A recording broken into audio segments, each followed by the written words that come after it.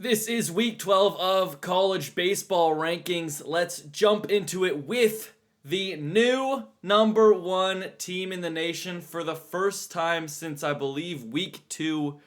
We have Wake Forest as that top team. LSU dropping just one spot back after having their first losing weekend series.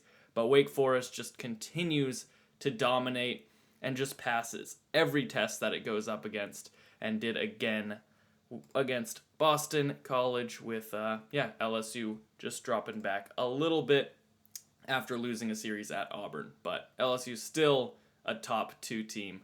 Yeah, I mean, Wake Forest has just absolutely dominated this season. And the last couple of weeks, we've been saying that we felt that Wake Forest and LSU were pretty interchangeable as the number one team in the country, but there just hadn't been that slip up for LSU yet. And they finally lose a series. It's on the road, 2-2 week, not a terrible week, but it's enough to give Wake Forest as a chance as that number one team, and they definitely deserve it at this point in the season.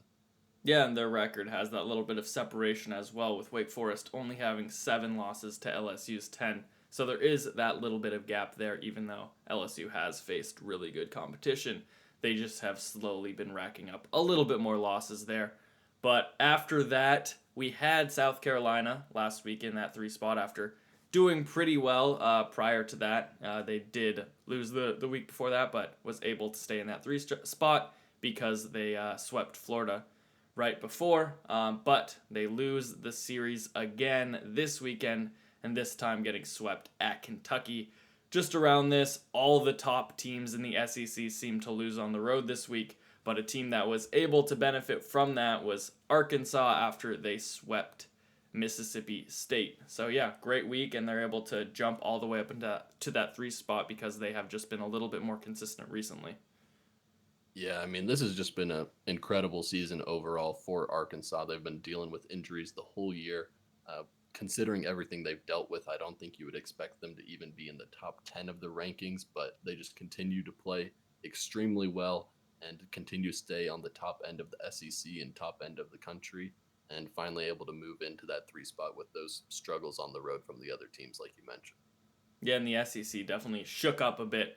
But for 4, we decided to have Stanford, who we had at 7, kind of follow Arkansas up, and jump up a few spots there after they went 3-0 and swept Arizona State at Arizona State. So really impressive week, and they just have kind of shown up out of nowhere. Stanford was struggling for a while, but in the past few weeks they've really turned it on, and the offense has kind of caught fire and looked to be definitely back on track to the Stanford you did expect at the beginning of the year. And yeah, they're finally that team and able to take advantage of the SEC struggling at the top.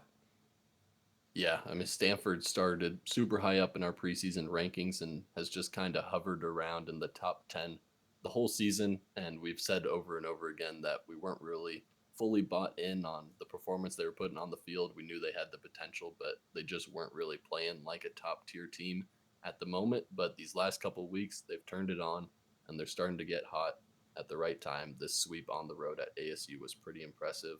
And yeah, their record and their performance overall is starting to back up all these rankings that we had them at. Yeah, definitely.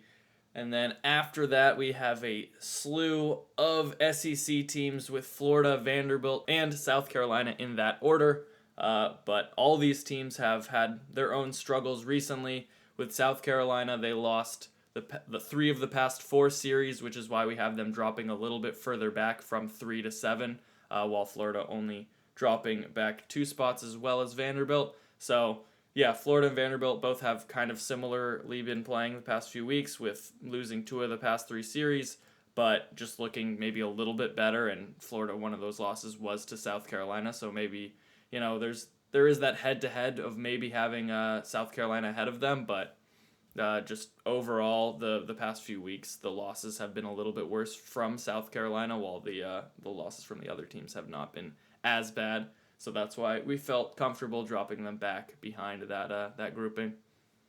Yeah, and I think it would have been a different story if we saw South Carolina go 2-2 on the week if they were able to pick up a win in that series at Kentucky, but they did get swept, and with it being back-to-back weekends of them not really looking like the team that they were a couple weeks ago, it was time to move them down in a little bit of a considerable amount, although we still do have a lot of faith in them and a lot of these top tier SEC teams in this part of the rankings. Yeah, it's always tough to win on the road, like we saw for all those teams at the top, just struggling a little bit. But yeah, it looks like there's a pretty significant difference between the record at home and record away, which definitely tends to go your direction later in the season as postseason comes around because they will most likely all be hosting. So that's not really a negative there, but definitely further down the line it could pop up. But at 8, we decided to keep Duke where they were at after just playing one game, winning it midweek. But yeah, had a week of essentially not doing anything, so decided to keep them in the same spot because of that. And then following that up in the 9 spot, we had West Virginia jumping up 1. They had a good week, went 3-1. Won their weekend series against Oklahoma, and they just continue to not mess up as the front runner in the Big 12. Yeah, Duke and West Virginia, two of the hottest teams in the country right now, both have out of nowhere jumped themselves into solid hosting contention and potential national seed contention as well. And yeah, I mean, easy week for Duke on finals week, just playing one game, but West Virginia winning that series over Oklahoma was impressive. And like you mentioned, staying on top of the Big 12, I think they have a 3-game lead now in those standings. So pretty solid from them. Not what you would have expected coming into the year at all. Yeah, they're really kind of a surprise team there. And then after that, the first mid-major team in Campbell, jumping up a few spots from last week after going 5-0. They went to North Carolina and won there. Also faced Elon midweek, so pretty a few decent teams midweek. They won their series, or they swept the series on the weekend as well. But yeah, just overall 5-0, that you love to see it, and that's going to boost you up in the rankings even if the competition isn't the best. So yeah, good to see there. Yep, good week from them. They dropped a little after having a measly week the week before, but good to get them back up there, and followed up by another mid-major in Coastal, who's actually struggling a bit right now, back-to-back 2-2 weeks, and the offense just isn't really looking like the same offense that it had been up to this point in the season. Just not putting up numbers like they were. I'm sure they can turn it around, but the last few weeks have been slightly concerning from a team that looks locked in for a national seed. Yeah, and as a mid-major, having 16 losses is a bit of a question mark. They have faced a few decent teams, but yeah, the past few weeks have just been a little bit slow for them. They didn't face the best teams this week, and going 2-2 isn't really what you want to see, especially with a team like UConn, who we brought up to number 12 this week, pretty much right on their tail. And they're not really dropping any games. They just continue to keep winning series and not making any mistakes. Yeah, UConn just keeps winning games. They're not really playing tough competition, so it's can be hard to find yourself to buy in to that program, but they do just continue to win games. And same story as last year, and they almost took that super regional against Stanford last season, doing the same thing that they're doing here. They're just winning games against not great teams, and we'll see if they're on that same level come postseason play. Yep, winning a lot of games is still difficult, even against teams that aren't the same competition wise. You still gotta come out there day in day out and win. And we have another mid major team following this up at 13. East Carolina went 3-1, so decent week. Even though they lost the midweek versus North Carolina, it was kind of their only good competition. So while it was a good bounce back from previous weeks, would have loved to see them win the game against the better team there. So yeah, didn't want to jump them up too much, but still a good bounce back. Yeah, good bounce back from them. They've been a team that we've been kind of concerned with the last couple weeks, so good to see them pull out a sweep on the weekend. We'll see if this kind of rights their ship and gets them heading back in the right direction. I think this is a team with a really high ceiling, but they just haven't really been playing up to that potential the last couple weeks.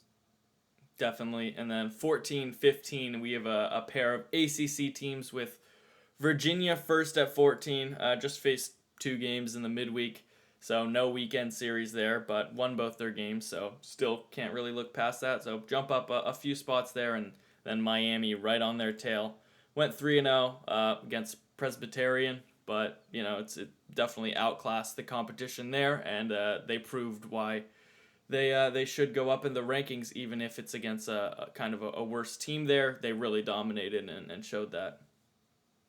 Yeah, and I think good part of the reason why Miami's moving up a couple spots, even against a bad team, is just the weeks before this they started getting those series wins against good competition. That's what we had been waiting for the whole season, and they're certainly hot right now, playing well and looking like contenders heading into the postseason for sure. Yeah, and then after Miami at 16, we had a team following just pretty much right behind them. Oregon State went 3-1, won versus 17 Oregon, and then won the series versus Utah. So going 3-1, pretty good week considering good midweek competition. The weekend is not the best, but still good record overall, and kind of proven that they're one of the best teams in the Pac-12 now. Yeah, they've definitely been rolling as of late, and probably the second hottest team in that conference behind Stanford right now, moving up in the standings and yeah, proving themselves as contenders more than we thought earlier in the season, where they looked like they might just be having an average type of season. Definitely. And then following them is a team that dropped a bit from last week, Tennessee, another SEC team that struggled a bit on the road facing Georgia and lost the series there, but was able to pick up a midweek win versus Wofford. So I think that game helps a lot because Wofford is a pretty decent opponent there, so helps a bit, but still dropping a few spots there, especially with their overall record, and they haven't been the most consistent this year. The past few weeks, they look to pick things up, but dropping a series at Georgia doesn't help that much. Yeah, I think Tennessee is just one of those teams that's going to fluctuate a lot in the rankings with their inconsistencies. Looked really good to start the year for the most part, and then had those four rough weeks in a row against tough competition.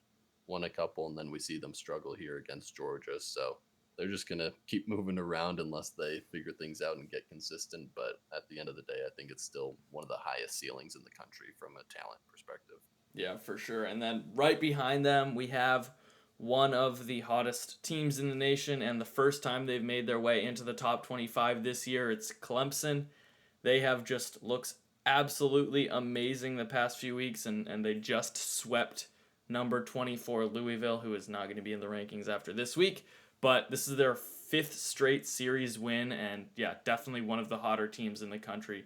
Seems like they're just right behind Duke for that title right there. But yeah, so definitely should be ranked now and should jump in pretty high and could continue to jump up the rankings pretty quickly if they continue to stay this hot. Yeah, I mean, five straight series wins is extremely impressive, especially in a conference like the ACC when they're playing good competition. And Louisville was ranked this last week. Not sure if they're going to be a tournament team anymore. They're kind of a bizarre story at this point. They've been a top 10 team for most of the season, and the wheels have just completely fallen off. And it looks like they might not make the tourney unless they turn things around. But Clemson, on the other hand, is extremely hot right now and looking like one of the most dangerous teams there is.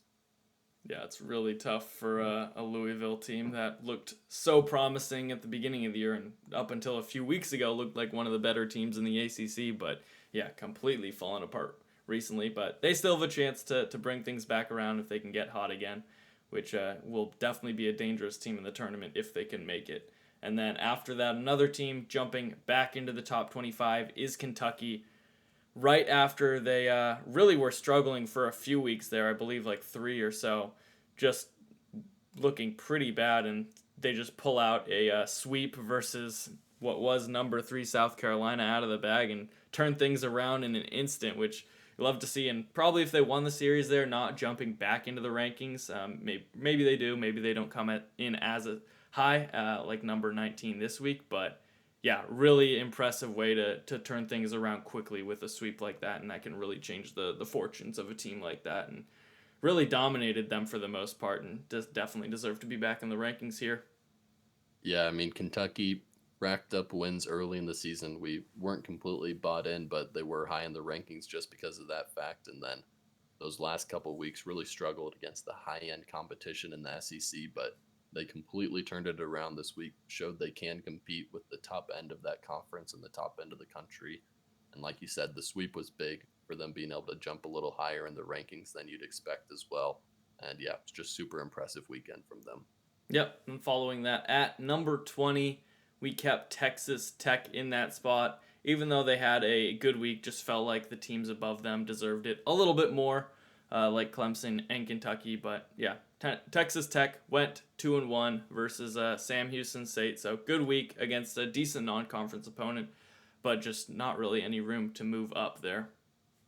Yeah, just a decent week from them. Texas Tech, a team that is looking good in the rankings, but is really struggling RPI wise, as is the whole Big 12. So we'll see how things shape up with them. Very talented team, but hosting is going to be a struggle with their RPI. And yeah, just an average week from them at this point. Yeah, following that with another Big 12 team, Oklahoma State, right behind. Also a good week, 3-1, swept their weekend series, but it wasn't amazing competition overall, and kind of lost the one game midweek against Oral Roberts, who is probably the best team out of the teams they faced. So would have liked to see maybe a little bit better there, but can't really complain. But no spots to move up. Yeah, Oklahoma State's another one of those teams that is extremely talented, but hasn't quite played up to expectations at this point. We'll see how they do to close the year and in the Big 12 tourney, but just a decent week from them, like you said. Would have liked to see them pick up that midweek win too.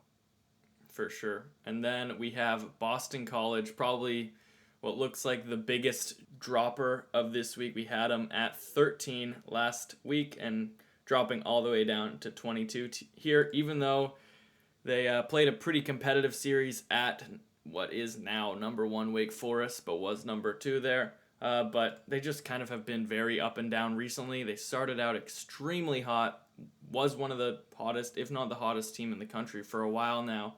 But recently, really just dropping series here and there and not being super consistent. And yeah, I guess you would essentially look at a series versus Wake Forest and expect them to only get one game there. But they just, back-to-back series losses now and 3 of 4 over the past 4 weeks. So just the inconsistency is starting to build up after they had a pretty good start to the season. Yeah, I mean, like you said, when you go 1-2 against the now number one team in the country, you don't normally expect to drop 9 spots in the rankings, but it's more of a accumulation of everything that's happened in the last couple weeks. And yeah, just like you've said, the struggles have been building and things are definitely looking a bit concerning there. We'll see if they're able to turn it around to conclude the regular season here. Yeah, for sure. And then at 23, we have the last team jumping into the rankings with Maryland. They went 3-1, had a pretty good week against a decent Nebraska team on the weekend, won the series there. And yeah, they've just consistently been showing up recently after having a brutal start to the season. But now they're kind of battle tested and definitely one of the hotter teams in the Big Ten. They've kind of beaten all the top teams there and look to be on their way to a really good season and finally making their way back into the rankings after being gone for most of the year. Yeah, I mean, after their shaky start to the year, it looked like the Big Ten could be pretty open for the standings wise and who's the best team in the conference. But Maryland's starting to put it together, win those series against all the top teams in the conference, and really proven why they were the preseason favorite in that conference. And it's been good to see them right the ship after that rocky start. Yeah, and then at 24 we have another pretty big faller in Oregon. They went 1-3, went to what was number 19 Oregon State, lost there, and then went to USC and lost the series there. So pretty tough week for them if they want to compete with the top teams in the Pac-12, and really would have liked to see probably a 2-2 week there at least, but tough competition, and it looked like their star pitcher was out for the weekend, so kind of a tough draw there, but would have liked to see better results for them to stay in that higher area. But yeah, tough week, but still have some room to bounce back and be one of the top teams in the conference. Yeah, I think it's tough when you have 4 road games in 1 week, and losing your Friday night starter as well is not ideal. But like you mentioned, definitely would have liked to see a 2-2 week, especially against USC team who's just middle of the road in the Pac-12 right now. It's a series you kind of expect to win, even though it's on the road for them. So see them dropping here a bit, but still one of the better teams in the Pac-12, and we'll see how they conclude the rest of the year. Yep, and then rounding out the top 25, we have Dallas Baptist went 2-2, so dropping back from 22 last week all the way to 25. So okay week, lost midweek to Oklahoma and then won the series versus Middle Tennessee. So definitely good to see them win the weekend. But yeah, not much room to maneuver now at the very back end of the top 25. And yeah, would have definitely liked to see like a 3-1 week for them to give them a little bit more room to operate. Yeah, Dallas Baptist was definitely a hot team there for a bit, but this 2-2 week drops them a bit here, and can't really afford to have weeks like that when you're at the back of these rankings. If you see a 2-2 week from them again moving forward, they're probably dropping out, unfortunately. But they have looked good at some points this season and definitely look solid. So curious to see how things shape up the rest of the season for them.